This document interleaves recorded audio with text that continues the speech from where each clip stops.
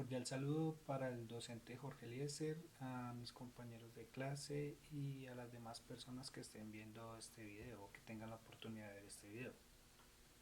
Mi nombre es Eric Uzgame González, soy estudiante SIDBA de Ciencias de la Información, la Documentación, Bibliotecología y Archivística, y esta es una actividad programada para la asignatura ética.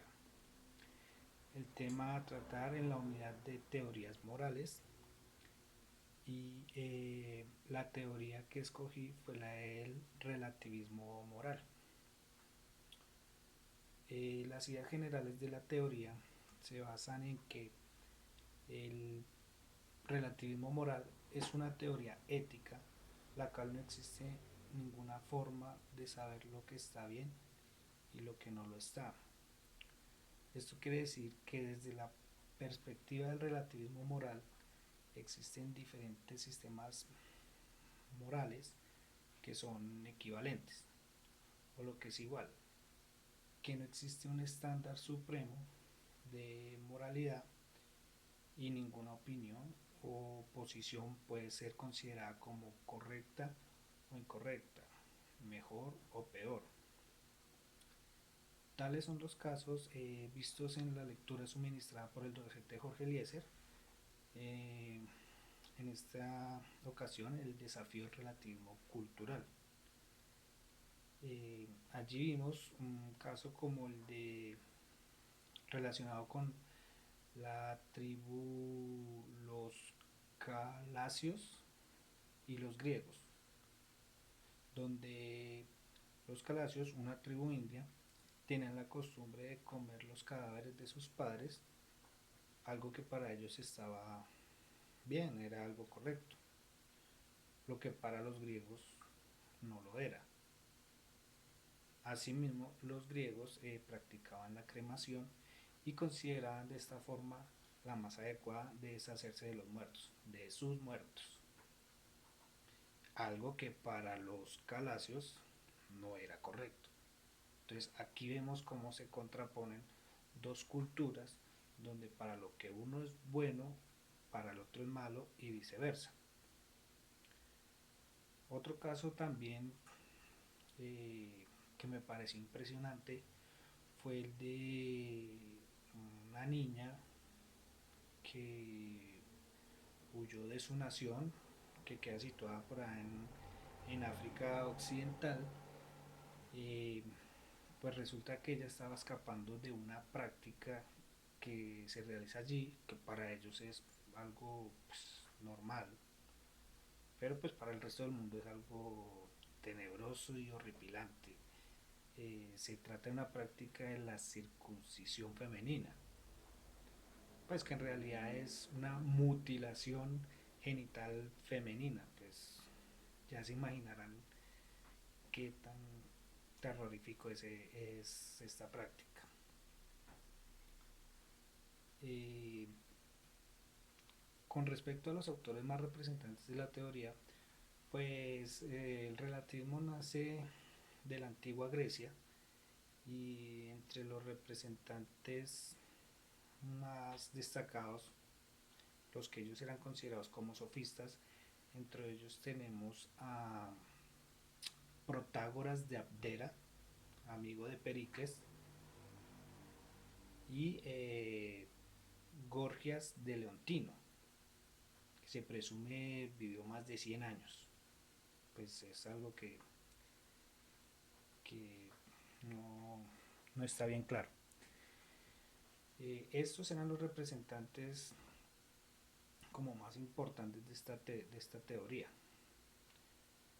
Y asimismo, pues esta teoría tiene como sus críticas y sus detractores más importantes, pues son los catalogados en toda la historia como los pensadores y filósofos más importantes pues de la historia, que son Sócrates y Platón. Para ellos están en desacuerdo con estas teorías porque pues no las consideran como coherentes y como lo más indicado, ¿sí? No va con sus pensamientos. Y con el respecto al ejemplo, un ejemplo de la vida real, pues bien pudiéramos irnos por el lado de las costumbres y la diversidad cultural que existe, por ejemplo, en nuestro país, donde podríamos remitirnos a los indígenas del Amazonas, donde para ellos andar desnudos es algo normal, lo cual para el resto del país sería algo reprochable. Ahí se encuentra ese choque de culturas donde la moral es relativa. Pero pues quisiera ir a algo más profundo, sí, algo más didáctico, pues porque pues si hay otro tipo de personas que nos están viendo, eh, tengan un poquito más de noción de lo que estamos hablando. Creo que muchas personas, muchos de nosotros, eh, hemos visto cine y películas donde pues el boom de ahorita son las películas de superhéroes, ¿sí? Y superhéroes contra villanos, el bien contra el mal.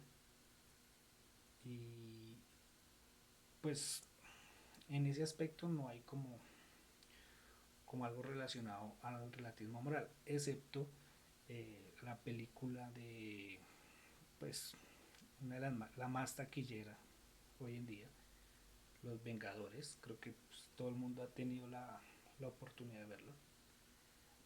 Allí podemos ver al villano, que es un villano muy particular.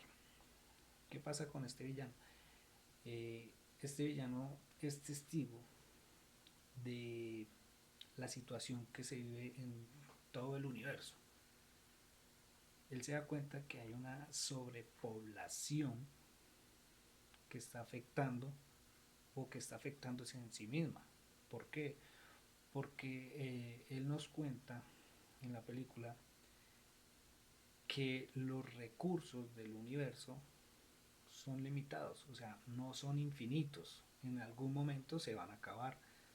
Y pues cuando eso se acabe, pues prácticamente pues las cosas no van a terminar bien para todo el universo. Entonces él se pone una meta, la cual es que existen unas gemas que al recolectarlas, él puede tomar como una especie de deseo. Entonces el deseo de él no es como el típico de los villanos de tener poder, ser un dios, eh, ni tener riquezas. Es más, él al cumplir su cometido, porque dentro de la película cumple su cometido, después de eso pasa a ser un simple granjero, a vivir en su granja como un pensionado. El caso es que el deseo de este villano es el de generar un equilibrio en el universo. ¿Cómo lo hace? Pues eliminando a la mitad del universo, ¿sí? Para generar un equilibrio y que esa sobrepoblación se reduzca y pues que todo pueda tener su, su equilibrio en todos los rincones del universo. Yo sé que pues este no es un ejemplo específico de la vida real, pero era un preámbulo sobre lo que quería hablar. Si bien esta fue una película, en la vida real hay un hecho algo similar que ocurrió en China. Pues la mayoría sabe que China es uno de los países más grandes y más sobrepoblados de nuestro planeta. En China, por allá alrededor del año 1979, el gobierno, al darse cuenta de esta sobrepoblación que estaba generando ya como ciertas inconsistencias, ciertas problemáticas, pues decidieron implementar una política, la política del hijo único, ¿sí? ¿Para qué? Pues para contrarrestar o disminuir este fenómeno de sobrepoblación. El caso es que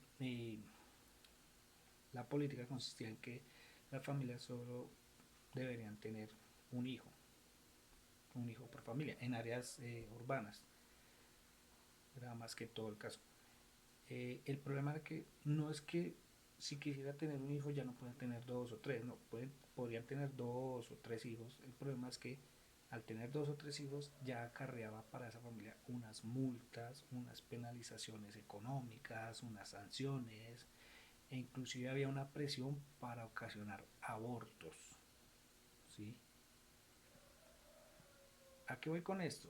Que desde este lado podemos ver esa cultura y esa situación presentada y pues nos imaginamos qué sería si digamos aquí en Colombia llegaran a implementar una política de esa, o sea, me estarían privando mi derecho de poder generar una familia, o sea, estaría condicionado a tener un solo hijo y si quisiera tener dos o tres tendría que cumplir con unas penalizaciones o estaría digamos presionado a abortar. ¿Sí? Entonces ahí es donde uno se pone a pensar, ¿dónde está la moral de esta situación? O sea, ¿dónde está la libertad? ¿Cuáles son los pensamientos que se toman sobre este hecho? Ese es como mi ejemplo en la vida real sobre esta teoría. Pues ya para terminar, pues quisiera como conclusión aportar que esta filosofía indica que no existe una moral universal de ninguna naturaleza, que la moralidad es algo que pertenece a cada cultura. ¿Sí? Lo que sí quisiera enfatizar y digamos como manera de pauta final es la preocupación que se tiene sobre la comunicación,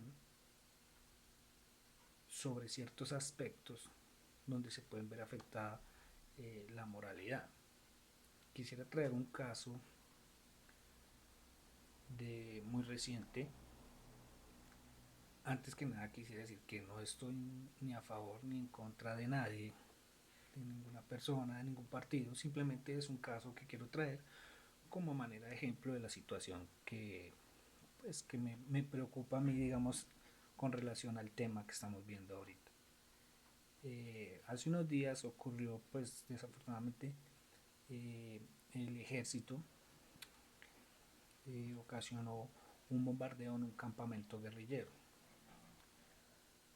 Pues infortunadamente allí murieron 7, 8 menores de edad, niños, y pues a raíz de eso empezaron a haber unas confrontaciones entre niveles políticos y toda la comunidad.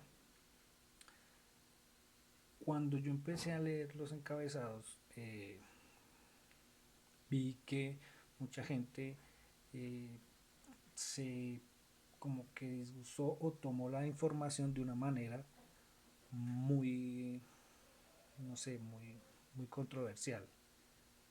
Lo que yo podía ver era que decía, abro comillas, perdón, leo, y hay un personaje que para referirse a este hecho lo utilizó como una justificación y en él relacionó una referencia, abro comillas, si hay unos niños en el campamento de un terrorista, ¿qué supone uno? Cierro comillas. Hasta ahí uno puede interpretar que la moralidad de este personaje no es muy buena, que se está excusando frente a un hecho desastroso y que la gente está en su derecho de protestar sobre este comentario. Sin embargo, verificando, haciendo mis indagaciones, pues tomé de la fuente el diario El Espectador del viernes 8 de noviembre del 2019, pues el contexto de la noticia, y en el mismo diario decía que este personaje, abro comillas, declaró que es tarea de la Fiscalía determinar por qué habían menores en un campamento terrorista, que fue objeto de un bombardeo y cómo llegaron hasta allí. Si hay niños que están en el campamento de un terrorista, ¿qué supone uno? ¿Llegarían allá por curiosidad a jugar fútbol o que fueron reclutados por el terrorista? Cierro comillas. Al ver estos dos tipos de situación de comunicación, uno puede interpretar de que si ese personaje hizo algún comentario, lo hizo con qué tipo de moralidad. O sea, aquí está en juego el relativismo moral, existe o no existe, con qué intención se dijo, con qué intención el interlocutor quiso expresar sus palabras, con qué interpretación lo tomó las demás personas. El relativismo moral en esta situación cabe o no cabe. Era algo que quería dejarles a su opinión y pues ya con esto me despido. Muchas gracias por su atención y nos vemos en otra oportunidad. Hasta luego.